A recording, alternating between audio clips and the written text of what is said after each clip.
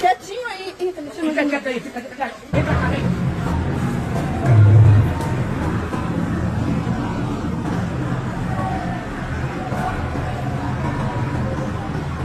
Já deu ali, filho. Ali. Olha lá. Já deu, filho. Ali é a parte super alta da rua. Os carros já se foram. The rain wouldn't stop. Streets became rivers, homes turned into traps, and fear spread fast.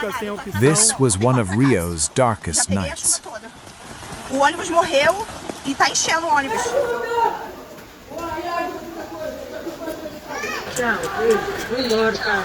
Vai bater em algum lugar o carro.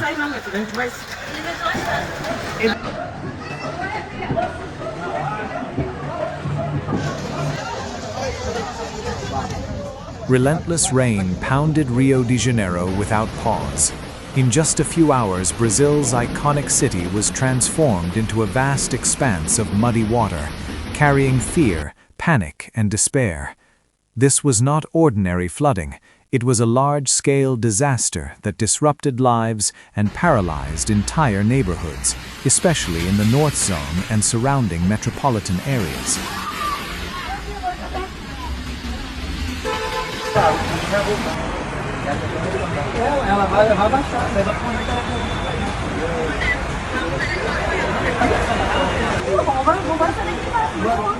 On Avenida dos Democráticos in the Bonsucesso district, scenes usually associated with major catastrophes unfolded in real time. A main traffic artery turned into a fast-moving river. Cars were trapped, engines stalled, and residents were forced to escape as water levels rose rapidly. Several people had to be rescued from inside their vehicles, while shocking footage showed men using boats to cross what should have been a busy avenue. Rafael, como é que tá, mano? In Higienópolis, the situation was equally alarming. Streets such as Rua Capitão Bragança, Rua Santa Mariana, and Rua Miguel Bernier were overtaken by strong currents.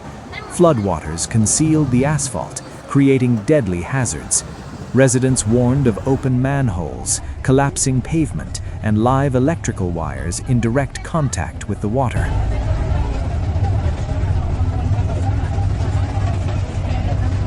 A moto aqui, duas motos caídas aqui. Uma tá deitada já. Já era, limpar tudo, bico todo. Olha lá, maluco, rapaz.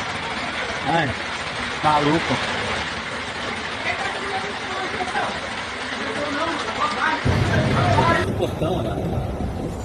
Gente, muita água. Anger grew as the Faria Timbo River, heavily silted and neglected, approached overflow. Every summer, Baixo Higienópolis suffers the same fate, flooding that residents say could be prevented. For the community, this was not just a natural disaster, but the result of years of inaction and disregard.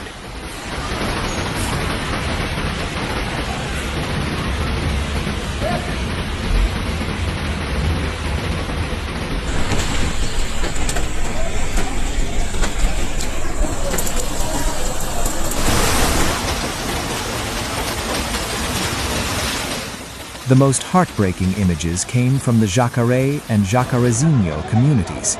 Water rose to chest and even neck height.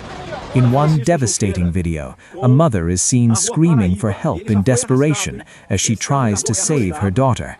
A child's cries echo in the background, capturing the raw terror of families trapped by the flood.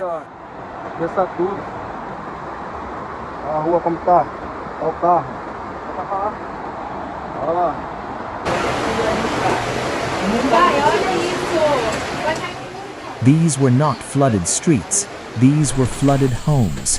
Families were cornered, belongings swept away, and lives placed at immediate risk.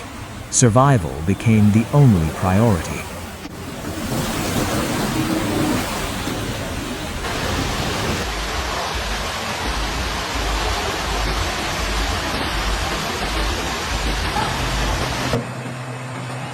Primeiro democrático, gente, olha só.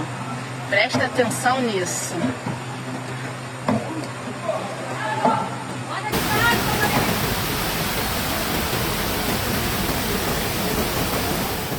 In Cabuçu, Nova Iguaçu, and neighborhoods such as Parque Imperial, Ipiranga, and Alvorada, residents reported severe flooding linked to poor drainage and unchecked urban development.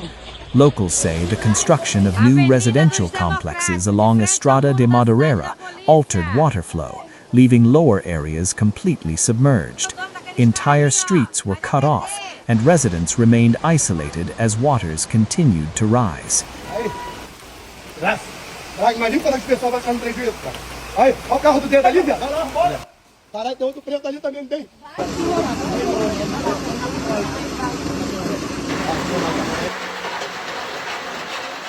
Public frustration reached a boiling point. Communities demanded more than emergency aid after the disaster. They demanded real action. Calls intensified for proper stormwater drainage, structural flood control projects, and long-term urban planning. We don't want promises anymore. We want solutions, residents declared.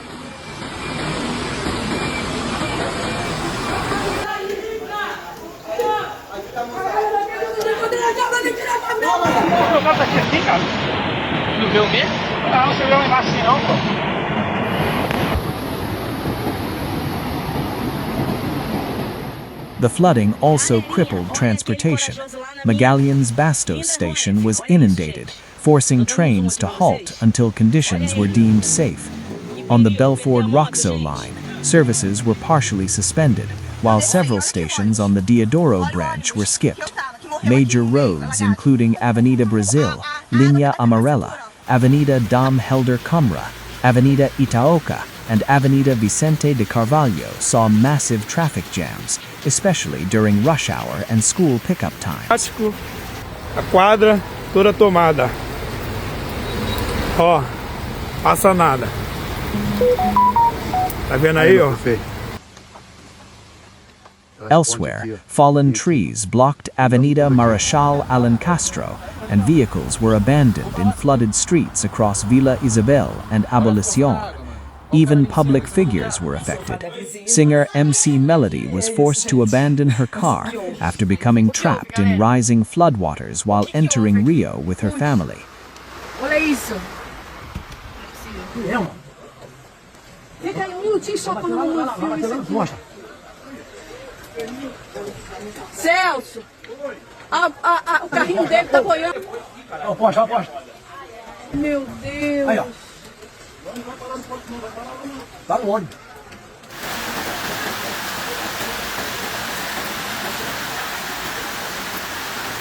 Da história da minha vida se repete aí. According to Sistema Alerta Rio, intense rain cells remained active across the entire city, with the heaviest rainfall concentrated in the North Zone and around Guanabara Bay.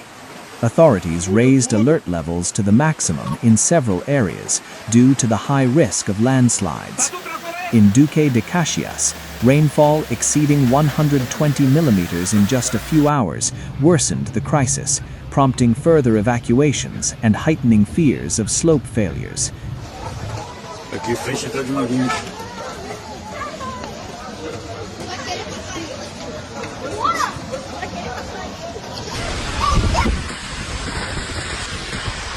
Tava boiando, cara, ó. Ai, eu quero ver.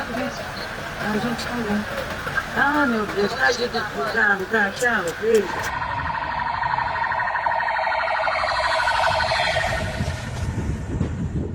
As night turned into morning, rain continued to fall. Thousands of residents waited anxiously for the water to recede, knowing that for vulnerable communities, this was not an isolated event. It was another chapter in a recurring tragedy. And until real solutions are implemented, every heavy rainfall will bring the same haunting question. How many times must people endure this before change finally arrives? Fala galera, oremos por Duque de Caxias, ó. Passando aqui agora. A gente tá no caixa, mesmo assim. Meu Deus! Olha ali amarela. Olha lá como é que tá, amor. Transbordou.